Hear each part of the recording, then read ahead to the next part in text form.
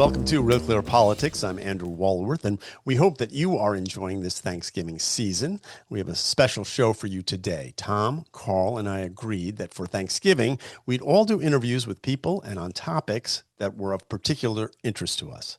So here's what's coming up. First, Carl Cannon will be here talking to Katrina Lantos Swett about human rights and threats to religious liberty here and around the world. Tom Bevan talks to John Tillman, the founder of Mediapedia. It's a new company that hopes to provide some much-needed transparency when it comes to media bias. And we wrap up with me talking to war correspondent and Pentagon reporter Tom Shanker about the great singer-songwriter Warren Zevon, who was recently inducted into the Rock and Roll Hall of Fame. And with that, we begin with Carl in conversation with human rights advocate Katrina Lantos Swett. Good morning, everyone. I'm Carl Cannon, Washington Bureau Chief of RealClearPolitics, talking now with Katrina Lantos Swett, who, like me, is a San Francisco native. Her parents were Thom and Annette Lantos. They were Holocaust survivors from Hungary. I covered Thom Lantos when I first got to Washington as a young reporter in my 20s. He was one of the eminence greases of the California delegation, a really great delegation, and Thom was like sort of the conscience of the delegation. I don't usually say this about people I cover, Katrina, but he was a great man, Thom Lantos. You know that you know that better than most. I do, and I thank you for those recollections about my father. He was a bit of a larger than life figure, and I am kind of humbled when I think about the fact that he will always have a singular place in American congressional history, because there won't be another Holocaust survivor who will. Well, God willing. Yeah, well, yes. We'll talk about that. Well said. Let me do a little more by way of introduction. Then we're going to talk about human rights and the threats to religious liberty around the world. Katrina got her law degree, and then I think was it Yale? Am I remembering this right? No, at Boat Hall.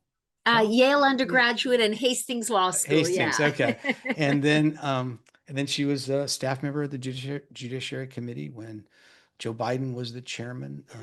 She married a congressman, Dick Swett. He wasn't a congressman when I married him. No, I'm sure you made him a congressman. Richard Swett of New Hampshire, and along the way she had 6 or 7 kids and got a PhD in history. She's not an underachiever, and she's also president of the Lantos Foundation for Human Rights and Justice, and has chaired and co-chaired the U.S. Commission on International Freedom. So Katrina, we're at a tough time right now. I want to talk about 2 aspects, and then other things that come up in our conversation that you'll want to talk about. But I certainly never thought I'd see another time in America, Europe, where people think it's okay to commit crimes against Jews because they're Jews. Yeah, it's beyond disturbing, and I think that in many ways, for the Jewish community, the global Jewish community, this is sort of a stunning and terrifying set of developments. In many ways, people of Jewish heritage have been at the forefront of the civil rights movement, the women's rights movement, certainly the human rights movement. If you look historically, many of the sort of founding figures of all of these movements were people who happened to be of Jewish heritage. And I think in part that came out of a communal history of persecution, of being hounded and driven from place to place, country to country, and this sense of wanting to stand in solidarity with others who struggled. And so it has been, it would be an understatement to say it's been a rude awakening, but I think there are many people who, looking at sort of the arc of developments we've seen in the last few years, would say that in the aftermath of the revelation of the horrors of the Holocaust, there was, in a way, an international coming together, both around the fundamental notion of human rights, that had to be fundamental to the way we structure the architecture we create for a better world. And part of that seemed to be that, maybe the demon of anti-Semitism had finally been vanquished. But I think a lot of people now feel, well, maybe it went underground, but it it never really went away. And so, yes, this has been a very sobering and very frightening time, I think, in many ways for Jewish communities around the world. Well, just last week there was a case, supposed to be an interfaith meeting at City College of New York, and was Jewish students there, Christians, large Muslim attendees, and then a self-proclaimed imam got up and started saying he wasn't going to be in a room with Jews, and ordered, basically sounded like, threatened. Well, I don't know, I wasn't there, but demanded that the other Muslim students walked out, and they did. About 100 of them walked out. He hijacked this event, and what was left was these perplexed Christians and Jews. And I have to tell you, President Trump's first term in office, and he had that ban against Muslim majority countries. The press called it a Muslim ban, which wasn't precisely right, but that was, people like me thought that, boy, that was a crude and maybe even tolerant policy. But I have to say, Katrina, and I'm certainly not intolerant towards Islam or Muslims, but if we're importing people who have these views, it's an anathema to the American experiment. And you wonder if this is, you know, what's the moral of the story here? Is it our educational system has failed us? Our immigration policies have failed us? What's going on where something like that can happen on a university in a city that has more Jews than any city outside Israel in the world? Well, you're asking tough questions for which there are obviously no easy answers. And I think that you know, particularly shocking to me is how paradoxically the tragic events of October 7th, the gravest massacre of innocent Jewish people since the Holocaust, seems to have been the precipitating event to uncork this tsunami of very open and very explicit hatred of Jews. And, I remember, of course, waking up that morning. I think it's one of those events, a little bit like 9/11. You remember where you were when you first began hearing these terrible reports. And I thought, oh, this is such a nightmare. But I just had an assumption that somehow people would rally around the global Jewish community and rally around the people of Israel who had experienced this terrible, brutal, barbaric attack, and we know that it was exactly the opposite. So look, there are no easy answers, and there are no good explanations. There are absolutely no persuasive explanations, none of them. And so, I think we we realize that to quote my late dad, so one of the things he is famous for having said is that the veneer of civilization is paper thin. We are its guardians and we can never rest. And I've always loved that quote. It's kind of our motto, if you will, at the Lantos Foundation. And in some ways, it's a universal message. So that veneer, it is paper thin. We see it. We see how quickly and how easily it can be broken through if it is not guarded and defended.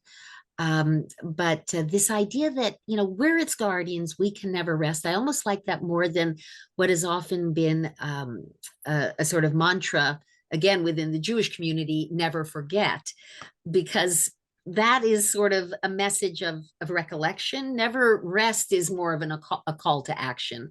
It's rolling the responsibility onto our shoulders. And, I think that's what we absolutely need to do. And if I can just pivot a tiny bit, Of course. I do want to say, because of course, as you said a moment ago, this has nothing whatsoever to do with being hostile to Islam or people of the Islamic faith. And as you know, there's been a lot of discussion over the last couple of weeks. Thankfully, a spotlight's being shown on it about the fate of Christians in Nigeria. Well, that's what I was going to ask you about next. You Oh, say we've got to. That's right. You say we've got to be vigilant to preserve civilization. It seems like they're teetering in that country on keeping it. yeah. Yeah. And it's been a grave situation now for quite a few years. And as somebody who's very active in the religious freedom space, I'm so grateful to Bill Maher. I'm so grateful to Nicki Minaj. When I'm not familiar with her music, but my younger members of my family have said, yeah, it's a little on the raunchy side.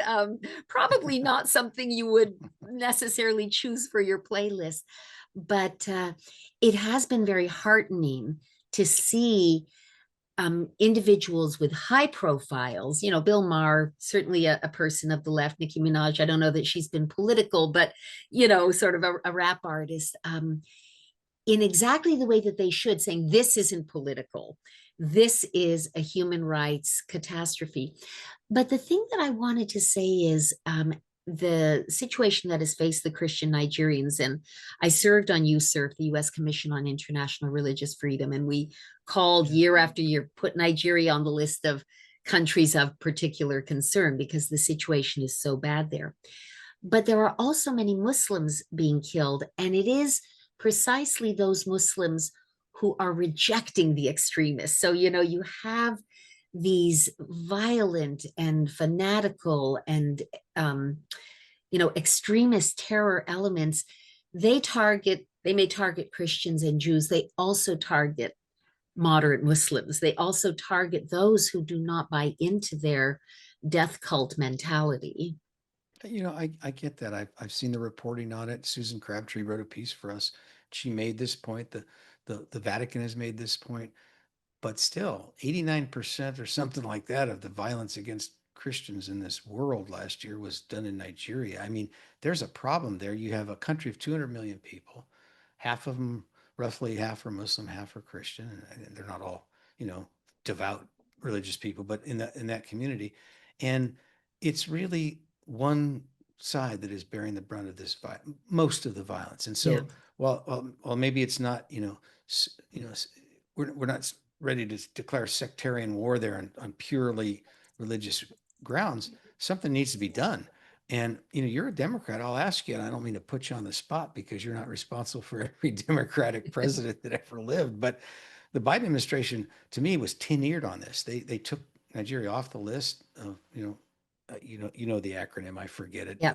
The CPC list. Yeah. Right. And the Trump administration, to its credit, has put it back on. Now, I don't necessarily say we need to send United States Marines there, but you'd think the world community would see this as an opportunity to the United Nations, the moderate Arab states, Saudi Arabia. If you want to be relevant in the world and you want to have credibility, this has to stop, and it may take troops to do it. I'm not much of a warmonger, but this can't go on the way it's been going on.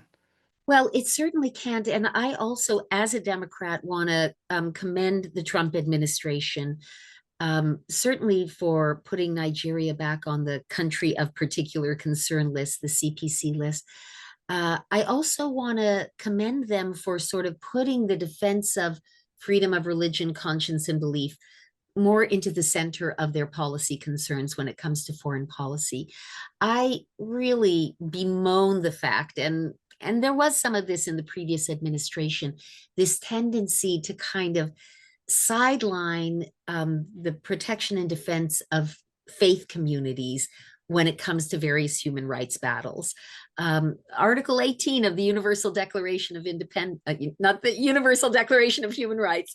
I've been watching Ken Bird's documentary about the Revolutionary War, so I've got the Declaration of Independence on my brain. But the Universal Declaration, provides this fantastic, robust outline of the fundamental human right to freedom of conscience and belief. And too many people on my side of the aisle have been very passionate about human rights, but have felt uncomfortable about defending conscience rights. And that's, I think, a huge mistake. It is a huge mistake. It's stunning how high the percentages are of people globally who still consider faith to be a central organizing part of their lives. And that's Muslims, that's Hindus, that's Christians, that's Buddhists, that's, of course, Jews, it's Baha'is. I could go on, but I'm trying to name sort of the big ones. And we see as as a pretty compelling statistical reality that those countries that do a good and a credible and a robust job of defending freedom of conscience and belief tend to do actually a pretty good job on the other human rights and the other civil rights that we care about. They tend to be more democratic. They tend to be more pluralistic. They tend to have much lower levels of communal violence. And so, whether it's a huge country like China that crushes all faith communities, we think they of arrested course, a bunch of pastors and Christians. yeah, last week. It's horrible. Or whether it's North Korea, whether it's Iran, and I we could name many others.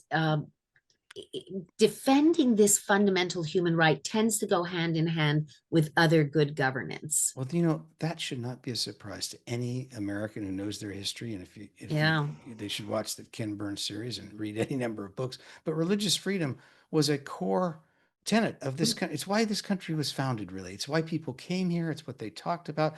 And it was included in other doctrines, like we don't believe in the divine right of kings. People are free. We believe in freedom of press. We believe in, trial by jury. It's a human right, that freedom of religion, that is in some ways the core right. If you can't worship the way you want, you're in no way a free person. And so I guess on Thanksgiving week, Katrina, we probably need to wrap up now, but I just want to say I don't mean to sound corny or like a little kid at Thanksgiving, but I'm still grateful I live in this country, and I always thank my blessings to be able to live in a country where I can worship the way I want. Well, I couldn't agree more. It is so fundamental. And I'd add one more thought to your very eloquent explanation of how central it is to who we are as a people. It's called the first freedom for good reasons in this country. But I'd also say that we kind of got the recipe right here, because our First Amendment protects both the free exercise of religion. Exercise is a good, robust word, but also in shorthand, a separation of church and state. We're going to have no establishment of religion. And that really is the secret formula. Robustly protects people's free exercise, but don't have a state religion. Don't put your finger on the scale for one faith or another. And we are very blessed. And I agree with Thanksgiving coming up right at the top of my list of things I'm forever grateful for is that I was born in this country and that I have the extraordinary privileges that come with that. Well, that's going to do it for us today. You've been listening to me, Carl Cannon, Washington Bureau Chief of Real Clear Politics, talking with Katrina Lantos Swett, who's one of my favorite people and a great American like her father before her. But don't go away. We'll be right back after these messages. Did you know that high blood pressure is the #1 risk factor for mortality? And with the holiday season upon us, you're about to spend precious time with people you love who may be at risk. The holidays can mean political debates around the dining room table, which we at Real Clear Politics are all for, as long as they are civil.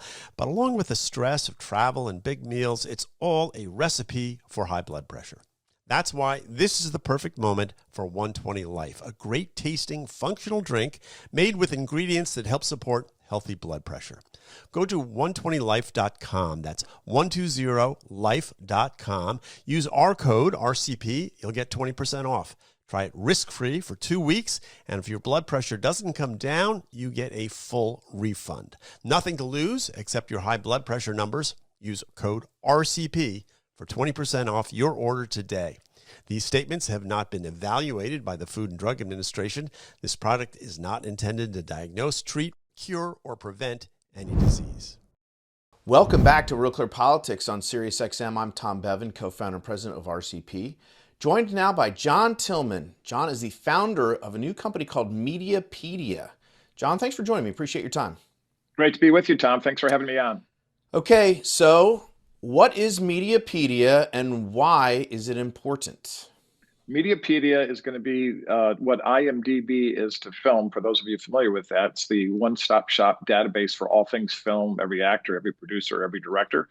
That's what we're creating at Mediapedia with an added value. So eventually we have about 500 journalists in there today, and that will eventually be thousands upon thousands. We have focused primarily so far on the big players, New York Times, Washington Post, and so forth. And but the more important part of it is we have built an AI model to ingest their writing, and we are creating a rating system. And so the rating system has a scale of -50 to +50. Left-leaning or right-leaning, and what we want to do is help news consumers discern whether their journalists that they're consuming are transparent about their inherent bias. My basic philosophy and our philosophy is that there is always bias. There's nothing necessarily wrong with bias. It's just a question of whether or not you're transparent about it. We want to bring transparency to people's bias in journalism. I am a big fan of transparency, so I love this idea. But explain a little bit more about what's the criteria? How is this AI model? What's it going to be looking for, and what's going to determine, how these folks get their rating system? Yeah, so we have what we're trying to do as much as we possibly can is take the human element out of it. But of course, he who designs the AI model always has a human element to, and we're very transparent about it. It's on the website. We disclose our biases on the website in our About Us section, and we disclose how we come up with the criteria, which include things like, does it have balance in terms of sources? Does it use attributable sources? Does it use language that is inflammatory to one side or the other? All those sort of factors that go into determining whether someone is really trying to give you a sort of a propaganda piece from either the right or the left, or are they trying to hide their point of view in sort of skillful language? And so a really good example of this is, and of course, we're only doing news. We're not doing opinion, because opinion is transparent. And we're focused on the legacy media primarily to start, because that's where the main problem is. A lot of legacy people who've essentially become journalistic activists for the Democrat and radical leftist agenda hide that activism and hide that point of view. And we think it's a good for the American people to have that be exposed. And we actually invite journalists to embrace this concept. Let's all just let everybody know what your point of view is and not try to hide it anymore. And so those criteria, there's about 6 of them that you can see on our website that list the different details of how the machine is set up to evaluate. And so, are you doing just print, or is this print and the networks? The Jake Tappers of the world, the ABC News's, NBC News's, CBS's. Sure. Well, you know better than anybody that the journalism space is gigantic with a lot of people, and so we had to kind of do what a triage nurse does, which is pick our spots. We're starting out with the 5 majors, which would be Associated Press, Wall Street Journal, New York Times, Reuters, and of course, I'm forgetting my 5th one. Washington Post, I think. Thank you, Washington Post. That's good to have you here to bail me out on that. They're one of the big ones. That was pretty easy. They're one of the big ones, yeah.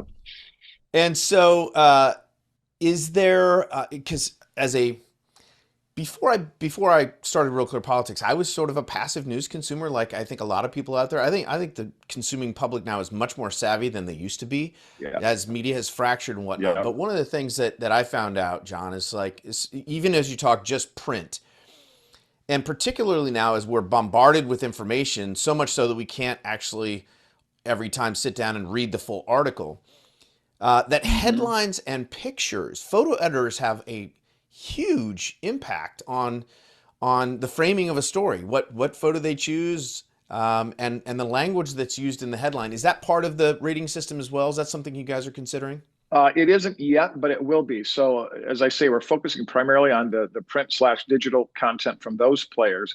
But as time and resources allow us, we are going to definitely evaluate images. We're going to evaluate story headlines. We're going to evaluate podcasters. So we're going to eventually roll up into every single aspect of anybody, anywhere that is informing the American public on national issues of politics, current events, and culture. So we have a very vast, ambitious, audacious goal. No kidding. And of course, I think it's so important, as you're pointing out, because very few people get their news by going to a news site. Most of the people are consuming bits and pieces of publications, scrolling through on social X or media, Instagram, right? Yes, as you certainly well know at Real Clear. Well, that brings me to another issue, which is, you know, a lot of these journalists, we've learned a lot about them, not necessarily through what they've written, although we've learned some, but more by just their social media feeds. They've Right. sort of the mask has slipped, and they're very activist on social media. Is that something that you're considering also when you're trying to evaluate the bias of different journalists?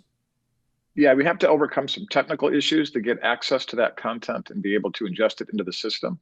So some of that we'll have to do in the old-fashioned way by hand, but eventually we hope to find a way to automate that so that we can include that as well. Because you're exactly correct. If you read, I remember reading John Harwood many years ago when he was at the Wall Street Journal, who seemed always kind of a little bit to the left, but he didn't seem like a crazy man. Well, when you read his social media post, he is really out there and not objective about anything that goes on in this administration. And again, it Yeah. goes back to the whole point, Tom. I think objectivity is really hard to find in general because everybody has, we've all lived a life. We have perspectives and points of view. We have our sort of settled wisdom about how the world works. That affects how we process information that we get. So the information that we get from journalists pretending to be neutral when they're in fact an advocate is what we're after and what we want to stop. On the left and the right. Although I would Yeah. argue maybe that I don't know that there are a ton of Republicans out there that are, in newsrooms that are, it's not quite the same. I mean, we do have a system that, and this is decades in the making from the journalism schools that, now these a bunch of newsrooms have folks who lean to the left, but again, purport to be objective. And I don't think, I'm with you. I don't think bias is inherently bad. It just needs to be disclosed. It needs to be transparent. Yeah, and I think part of the reason, as I mentioned earlier, we started with the legacy media and these particular players is because they're narrative dominators, right? The news that flows through them not only flows into people's feeds, but it also informs other reporters and signals the groupthink mindset. Part of the problem is the groupthink mindset, where they all follow in lockstep one another. I think a really, really good example of that going on right now is all the reporters talking about affordability. That is clearly a manufactured term that somebody came up with, and it has spread like wildfire and has metastasized now in journalism. And affordability, even though inflation is down during Trump's first 10 months in office, it's still higher than we all want, and it needs to get lower because people are still feeling that pressure. And even though inflation's down, the baseline pricing is very high. But geez, I don't remember affordability as a subject matter during Biden's 4 years when inflation took off and skyrocketed for the first time in 30 or 40 years. And these are the kind of things that we really want to expose. Going back to the point about conservative media, my basic premise is, please show me a hidden conservative journalist. I would like to meet them. Every journalist I know on the right is completely transparent. I've yet, and a lot of them are doing straight news, but that they're from the right, and so then you can process it accordingly. And I think that's very effective and helpful to the news consumer. Let's talk a little bit more about your background and why you ended up with this being sort of your focus, at least at the moment. I mean, you weren't involved in journalism professionally, right? You were a businessman. Yes, I was a businessman most of my life, but I confess that I got the bug when I was in high school and I worked in the library. And one of the reasons I loved working in the library is because we got the newspapers from all over the country back when there was only print newspapers, of course. And they had these great racks with these wooden things that they'd set them in. I don't know if you remember those. Most of your viewers probably don't. And it was just the most exciting thing when the papers would roll in, and I'd read them from all over the country. And I just loved news. And I started out in college as a journalism major and a political science minor. And then as I was about 2 years into that, I started doing research on what journalists at that time got paid and realized that was not going to be viable. So I switched to business. And I'm very grateful that I went into business. But I've always been a journalism fan and an information fan. And then as my life went on, eventually I sold a business in 2004 and got involved in public policy and politics. And one of the animating reasons I got into it was because I was so frustrated with the conservative right's inability to sell the greatest product ever created in the human sphere, which is our founding principles, free enterprise and entrepreneurship. It's done more to lift people from poverty. It's done more to create equality and close the income gap.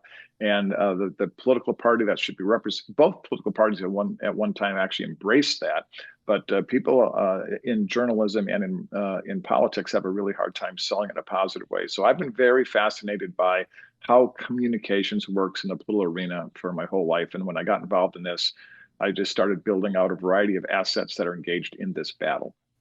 So we started Real Clear Politics 25 years ago, and I think about the landscape as it existed then, the media landscape, and all of the iterations that we've seen and the creative destruction we've seen in this industry, and the proliferation of and disaggregation of news, which has a lot of benefits. I mean, it's the barrier for entry now is much lower. You can get news in a million different locations where previously it was much more limited. But at the same time, it's come with this explosion of partisanship, of narrative journalism. We've sort of ended up retreating to our information bubbles. It's been a tough thing, I think, for people to consumers to navigate. But where do you see this going? I mean, where do you see the media landscape 5 years from now, 10 years from now? Are we going to continue down the same path, or do you think there's a moment where something different might occur? That what you just said is the exact reason why I founded Mediapedia. We want to be, if you will, a Sherpa or a guide for news consumers to understand what the point of view of their sources as they educate themselves. We believe and trust in the American people when they get a balance of news, or at least understand their news sources. They have critical thinking and can make wise decisions that fit with their own values and policy choices. In terms of why, I think one of the things that's happening is we're returning to the mean. I talk a lot about the fact that opinion and conflict was the norm in journalism until the 20th century. It's actually the 20th century, this idea of objective journalism, that is an anomaly in human history. It never happened before, and it happened for esoteric reasons we don't have to go into here. But as you point out, the advent of the internet and the full maturation of cable has destroyed that, because now you have disaggregated distribution and content creation. But at the same time, what's now happening with social media is now a new type of mass communication that is different than what happened through television in the 20th century. About 200 million people or more every day are getting news through Facebook, as just one example. And of course, Twitter, TikTok, Instagram. These are the primary places now people get their information, all curated through the algorithm based upon past usage by the consumer. And so I think the future is going to be more Sherpas, if you will, more guides to help people navigate those algorithms. And I think people are going to start opting into fine-tuning their news. One of the reasons I think you've been so successful with Real Clear is because you have, from the very beginning, given both sides of a story, or sometimes it's three sides of a point of view on a story. And people are starving for that. And I think that you were probably the early pioneer in trying to help readers understand that there's two perspectives, and sometimes more than two perspectives. And one of my favorite things every morning, it's a must read for me, is to go see how the crazy lefties want to report on a story. It's fun, and helpful. There has been this push toward censorship and battling misinformation, disinformation, and it's always the question of, well, who gets to set those boundaries? Who gets to decide? Right. And particularly when the government is deciding, and there have been other organizations, I was going to say kind of like Mediapedia, but I'm thinking of NewsGuard, where they have criteria and they assign a rating, but those have all been done in furtherance of an ideal of trying to designate who's reliable, not reliable, or who's promoting misinformation or disinformation. And that, to me, is a very dangerous and slippery slope. And we at Real Clear Politics have been caught up in that. What I like about the Mediapedia idea is you're not trying to censor anyone, but just to provide, again, a little bit more transparency, a little bit more information about who these people are that are writing these stories. Because oftentimes, particularly if we're not talking about everybody knows who, Norah O'Donnell is, or most people do, or the anchors on ABC or NBC. But like when you see a byline in a newspaper, oftentimes, people don't have the faintest clue who that person is. And so I think it's going to be a useful tool in informing people. And I just think the more informed you are, the better off you're going to be trying to navigate what is the most complex information landscape in human history. Yep. A really good example of the evolution is most people actually don't know who the three anchors are for ABC, CBS, and NBC anymore. People are news consumers do. Their combined audience is right around 5 million. When Walter Cronkite had his last broadcast in 1981, he had 30 million people tuned in a nation of 200 million. Today we're 330 million. That shows you how far the disaggregation has, the fragmentation has gone. Yeah. All right. We've got to leave it there. John Tillman. John's the founder of a new company called Mediapedia. And check it out. I think you'll find it useful. John, thanks for your time. Really appreciate it. Thanks so much, Thom. Appreciate it. All right. We are going to take a quick break and we'll be right back with more after this. Welcome back to Real Clear Politics on Sirius XM. I'm Andrew Walworth, and since it is the Thanksgiving season, I wanted to talk about a few things that I'm very thankful for.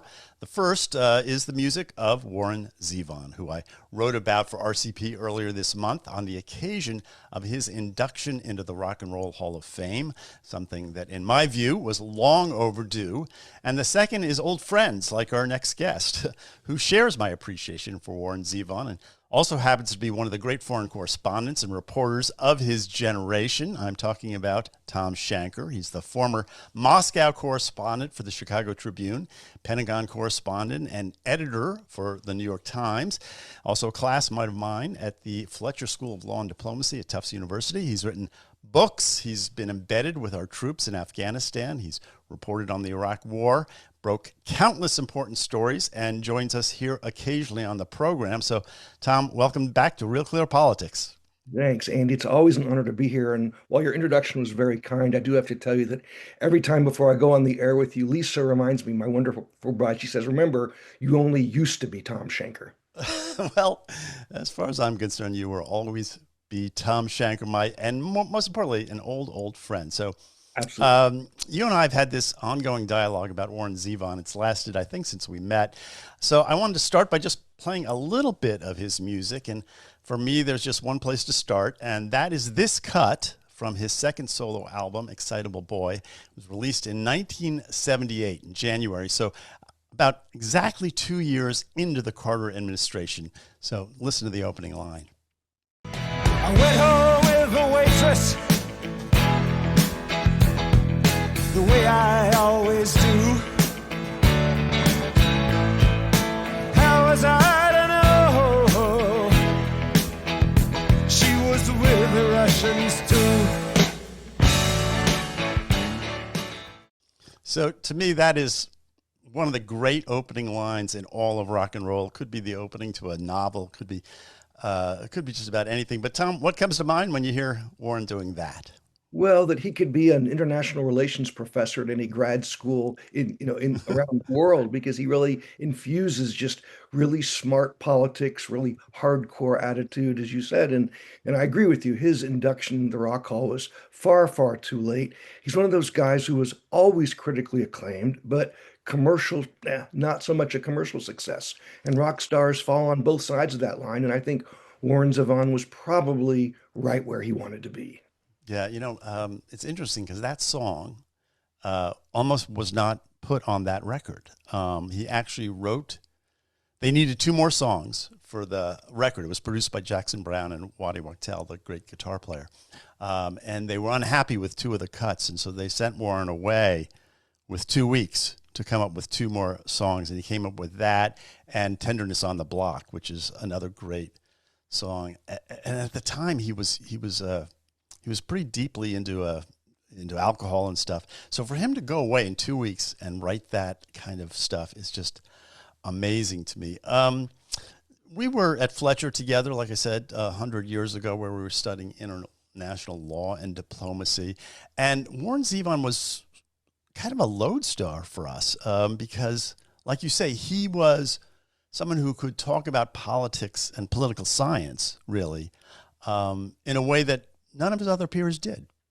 No, that's exactly right. That was a time of folk rock in Northern California, Kumbaya, and all that, which is great, great music. We still love them all. But he had such a clear-eyed view of the world and a deep understanding. I mean, his songs, we travel the world. There are foreign service officers who love his music. There are intelligence officers, journalists, podcast hosts, because it wasn't really 3 chords in the truth. It was 19 chords in the truth, because he wrote these really complicated rock songs, which is just so fun for your ear to listen to.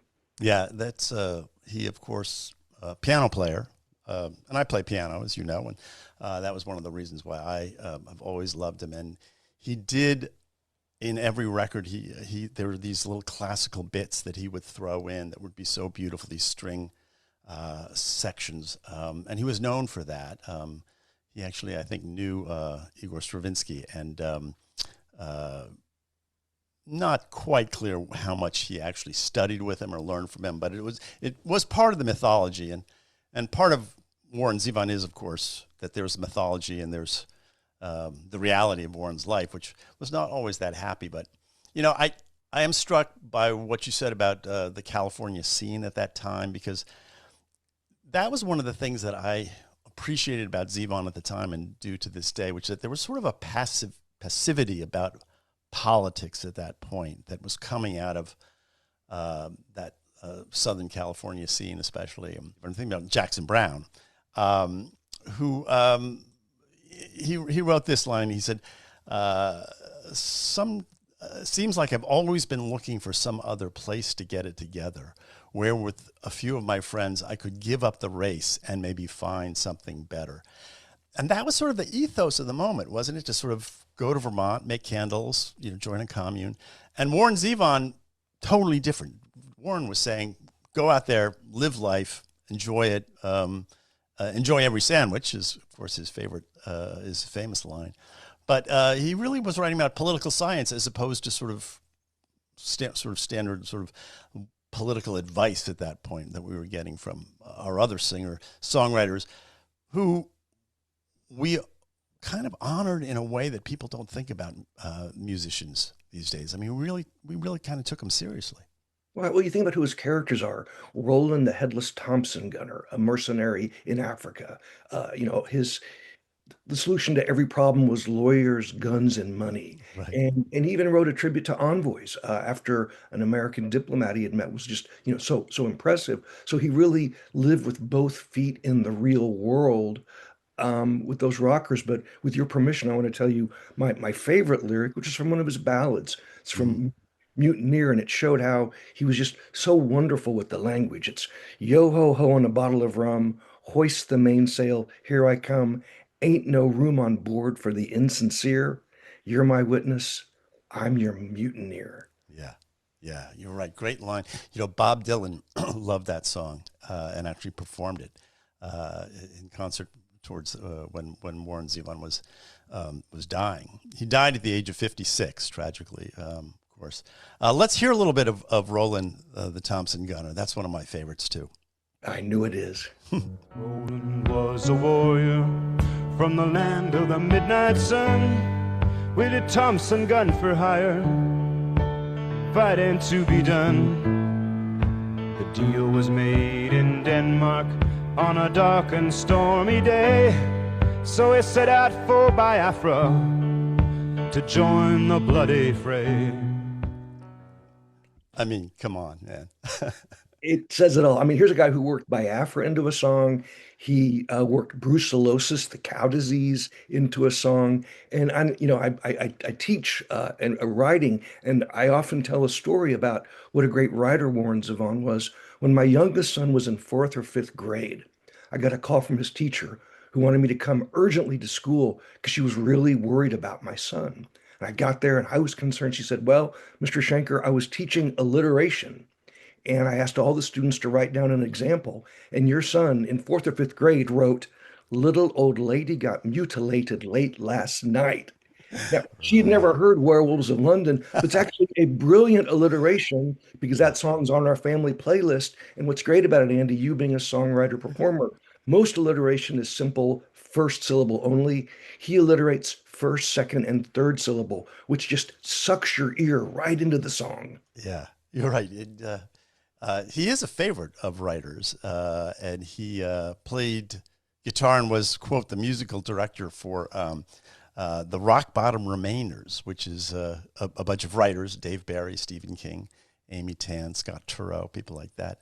And he co-wrote with Carl Hiaasen, the novelist. So, he is one of those songwriters that writers of fiction sort of understand the complexity of what he's doing. And to do that all in a 3-minute pop song is amazing. Thom, you've been around the world. You've seen war up close. So you must have a special affinity, I think, for some of the things that Warren writes about.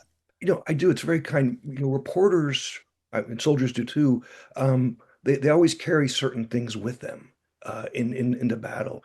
And I took a copy of William Butler Yeats' The Widening Gyre, about the center cannot hold, and I had Warren Zevon cassettes on my Walkman, because they both approach the horrors of the world without flinching, but they help you also elevate above it and get through the day. So Warren Zevon was in my backpack over 13 years traveling in and out of war zones. Wow, something. We should say, though, he also wrote brilliant love songs and songs about all sorts of things. And that's something I wanted to just focus on a little bit with the time we have left. He wrote this song called Keep Me in Your Heart. It's on his last album called The Wind. It's from 2003. The album was released just 2 weeks before he died, but listen to this. Sometimes when you're doing simple things around the house, maybe you'll think of me and smile. I'm tied to you like the buttons on your blouse. Keep me in your heart for a while. I dare you not to cry when you listen to that song. Yeah, no, I agree. It's such powerful imagery. It's so simple. And that image of being tied to someone like the buttons on their blouse, that's always struck me. As a matter of fact, at my father's memorial service, I quoted that, because that is the way I think of my father and people who passed, that they're with you, and they are with you in this very sort of close and intimate way, but it's also very simple. It's very day to day. And that idea that you'll think of me as you're doing simple things around the house, just a beautiful way to describe what was going on in his life at that time, because he made that record while he knew he was dying. And it took him a long time to die. For someone who lived such a hard life, he was given, I think, 2 months to live. And stuck around and spent his time making this fabulous record, which sort of capstoned his career. Just quickly, and the last verse of that song uses the analogy of a freight train. And what's so interesting, because people often talk about flight, which is in any direction, or driving, but a freight train only goes one way. And he knew where he was going, to the terminal. Yeah, right. Well, you mentioned another one of my favorite songs earlier. I want to return to it, and that's The Envoy. This is the title track from his 1982 record. It's dedicated to Philip Habib, who was called out of retirement by Ronald Reagan to negotiate and end the Israel-Lebanon conflict. And Warren wrote this song about him. Whenever there's a crisis, the president sends his envoy in. Guns in Damascus, oh, Jerusalem. It's just a beautiful lyric. And as I mentioned, Warren Zevon is popular with journalists and military spooks, and obviously with the diplomatic corps, because he really honored what they did in an uplifting and very respectful but irreverent way. And it's just, Warren Zevon forever, Andy. That's all I can say. Yeah, it's a great album cover, too, if you get a chance. It's Warren, he's in front of a plane in a private hangar. He's got a trench coat over his shoulder, so it's reminiscent of sort of a film noir thing, a little Casablanca-esque. He's surrounded by what looks like Secret Service agents on their phones, talking into their sleeves.